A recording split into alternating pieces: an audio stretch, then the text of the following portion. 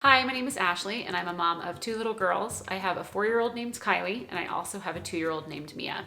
Now, I don't know about you, but when I first became a parent, I was a little frazzled for the first couple of months because I really felt like I wasn't entirely sure what I was doing.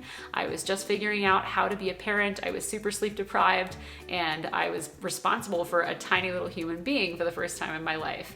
It was a little overwhelming, needless to say, but I know that after a while, things started to feel like they were going a little more smoothly, and I kind of got this general sense of, I've got this. I know what I'm doing, finally. And then one day, my adorable tiny little baby entered toddlerhood, and she started speaking, which was wonderful, until the moment that I said something completely reasonable to her, and she responded to me with a very emphatic no. I had no idea how to respond in a way that was both effective and respectful to her at the same time.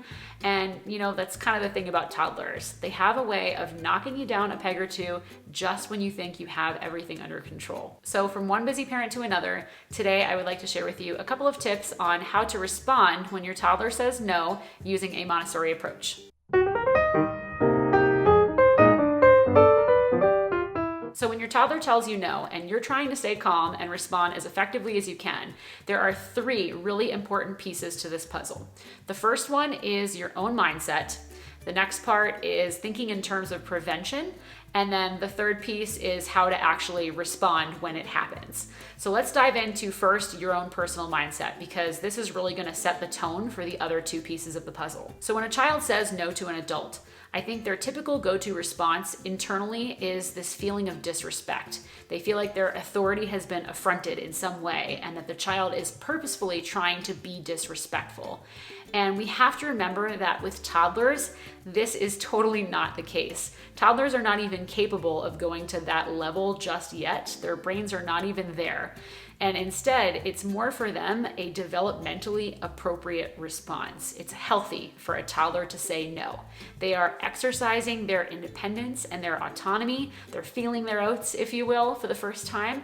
And so your child saying no to you is actually a really good sign. As much as you probably don't want to hear it and deal with it, it's a really good sign that they have this burgeoning independence, that they're growing as they should. Dr. Montessori talks about and really emphasizes in a lot of her works the development of the child's will, the discovery that they are an individual separate from their parents, and they have this ability, this freedom to choose and make decisions for themselves. And this is a very important aspect of their development. As your toddler is going through this process of individuation from you, learning that they are a separate person all on their own, they have to be able to practice this ability to exercise their willpower and say no if they want to say no. That is just the natural order of things. So when your toddler says no to you, you really have to make a concerted effort to remind yourself that it's not about disrespect. It's probably not even about you or about the situation. It's about the fact that your child is biologically hardwired to say no at this age. That's really what it comes down to. And I think one of the best examples of this, and if you have a toddler, you'll know exactly what I'm talking about because you've likely experienced this,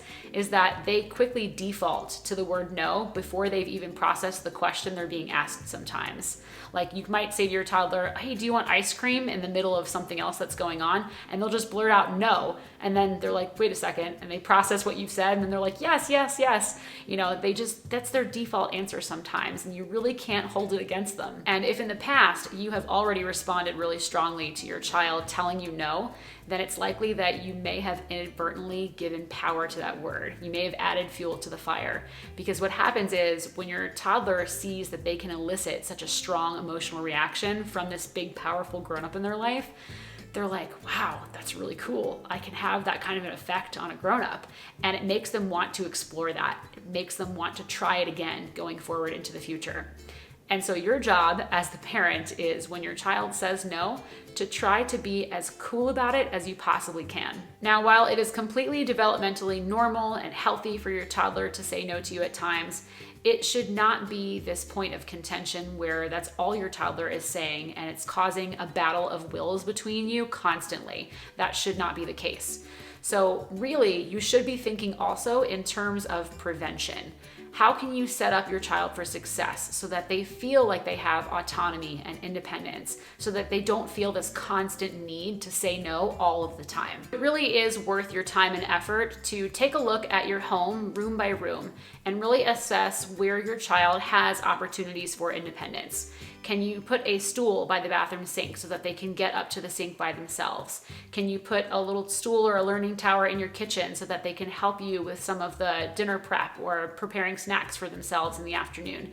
Do they have their own small table and chair that they can sit at that's at their level, where they can have meals or snacks, or perhaps where they can sit down and do an activity or a little bit of arts and crafts? In your toddler's bedroom, do they have a low bed that they could get into and out of all by themselves? Maybe a little space for some quiet time activities that they can work on when they're not quite sleepy enough yet, or if they've woken up a little bit early?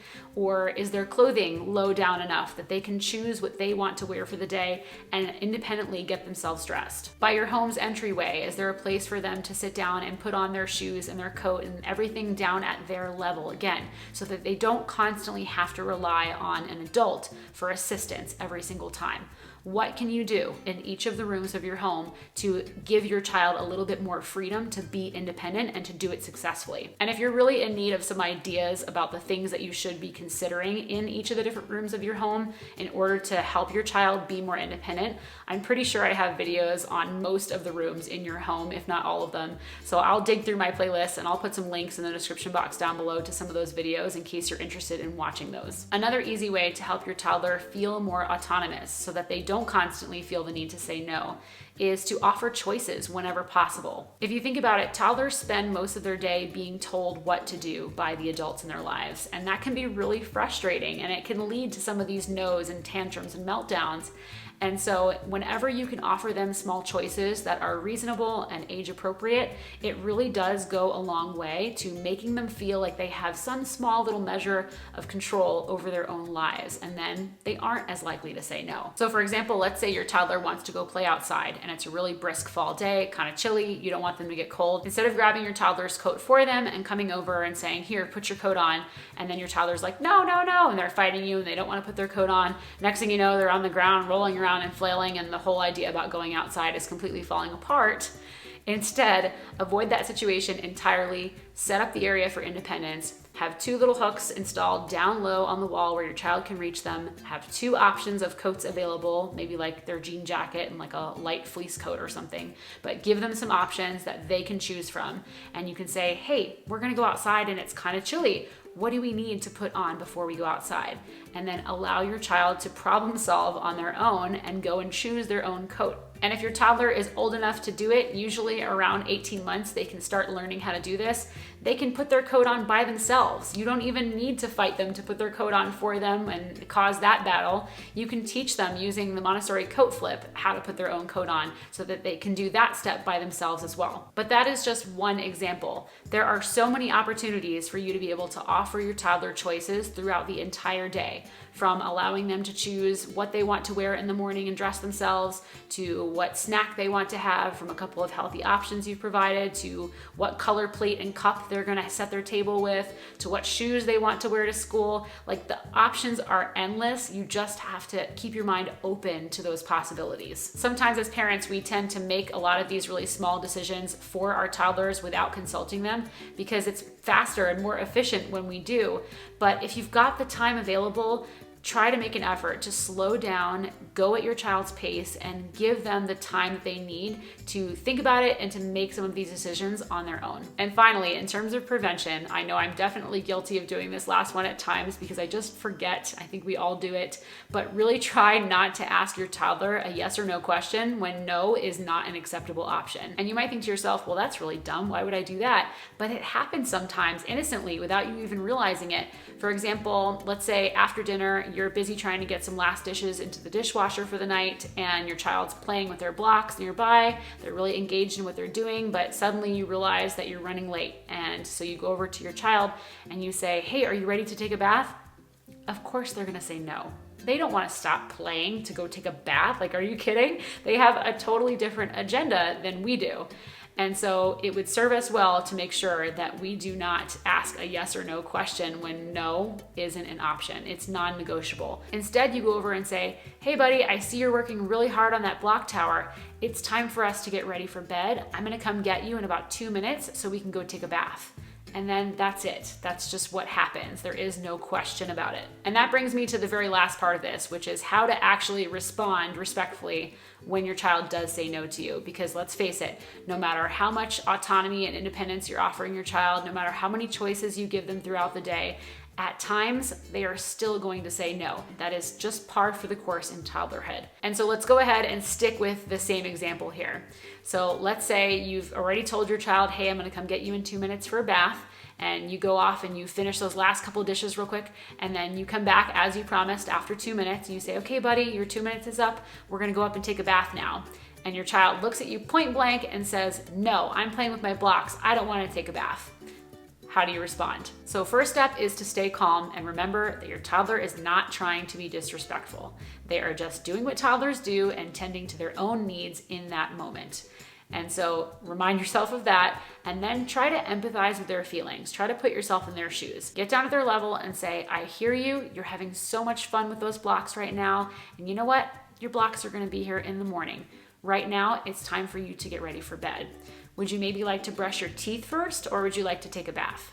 And give them that choice. Sometimes for toddlers, again, just having the ability to make that choice for themselves makes them feel less like they're being bossed around and more in control. And sometimes it's just enough to get them out of that little no funk and get them moving in the right direction again. Now, let's say even after being given a choice, your toddler is still resisting. They're saying, no, I don't want to brush my teeth. I don't want to take a bath. It's still your job to continue empathizing with those feelings as it's happening. So you'd say, I hear you, buddy. I get it. You really don't want to take a bath right now. I understand. But we really do have to start our bath in the next 5 minutes, or else we might not have time for a bedtime story. And this is not intended as like a threat or a means of manipulation. You're just kind of stating it very matter-of-factly because that is the case. If they take forever to get into the bath, then they run really behind your normal bedtime routine and you really might not have time for a bedtime story. So it's more like you're not using it as a threat. It shouldn't come off that way in your tone. It's more like you're just making them aware of the situation because you know what the general schedule looks like and they don't quite yet. And at this point, if your toddler is still resisting, there is nothing wrong with you gently helping them to accomplish the task as best as you can. So this might look like, in this example, saying something like, you know, I really want you to be clean and rested for tomorrow so that we are ready for playtime. And I'm gonna help you get into the bath now. And then, like I said, as gently as you can, even though they might be upset about it as it's happening, just continue empathizing with those feelings. I hear you, buddy. You really don't want to take a bath, but you're undressing them. You're getting them into the bath. You're making it happen as you're continuing to empathize with those feelings. And by all means, if you do have to help your child accomplish a task, and there was something that you did say earlier on, like we might not have time for a bedtime story, as I used in the example, then you want to make sure that you follow through on that statement if that's what it comes to. You don't want your child to see your words as empty threats without meaning. Again, though it wasn't intended to be a threat in the first place, but if you're saying those kinds of things and then not really following through on it, that's basically how it's perceived. It's almost like an empty threat. And you don't want it to come off that way. You want your child just to know that you mean what you say when you say something. And it's a natural consequence, a natural extension of a series of events. Again, I cannot emphasize enough that it's not meant to be punitive in any way, and that has to come across in your respectful tone. You know, there's a really big difference between saying to your child, if you don't get ready for bed right now, we're not gonna do bedtime stories, and hey buddy, we might not have time for a bedtime story if you don't get into the bath in the next 5 minutes. Those two things are very different, and it's all about your words and how you say it. So it's all about the tone. Just remember that your goal is to be calm, cool, collected, in charge, but respectful all at the same time. And I know that that sounds like a tall order, especially in the moment when it's happening, but you can do this. So just to quickly review those steps of how to respond respectfully when your toddler says no to you, because these steps can be applied to any situation. This bedtime example was just one out of so many possibilities. But basically it comes down to, first, stay calm. Second, empathize with your child's feelings about the situation. The third is then to offer them a choice. And if in the moment the choice is just not working for them, then your job is ultimately to follow through by helping them to accomplish the task as kindly and firmly, gently, respectfully as you possibly can. Okay, friends, so those are all the tips that I have to share with you today. I can tell you honestly, from parent to parent, this is not magic. Using this approach is not going to give you a perfect little toddler who never says no to you and life is just happy and dandy, because that's not real life, especially not with young children. But what I can say is that the frequency with which your toddler is telling you no is likely going to diminish greatly. And you are going to be armed with more confidence in knowing how to respond respectfully to your child so that your relationship remains intact. If you are interested in learning more about doing Montessori at home or positive discipline parenting, I offer a couple of e-courses that walk you through it step by step, so I'll be sure to leave links to those in the description box down below. And just in case you are new to my channel, I also wanted to let you know that this video is part of a much larger series on this YouTube channel called Montessori at Home, which is aimed at providing practical tips and advice for busy parents like you and I for implementing Montessori at home with our children. So if that sounds like something that you're interested in watching more of, then you might consider subscribing to my channel. This way you don't miss a new video, because I do upload a new one just like this one every single week. Thank you so much for watching today, and I'll see you next time. Bye.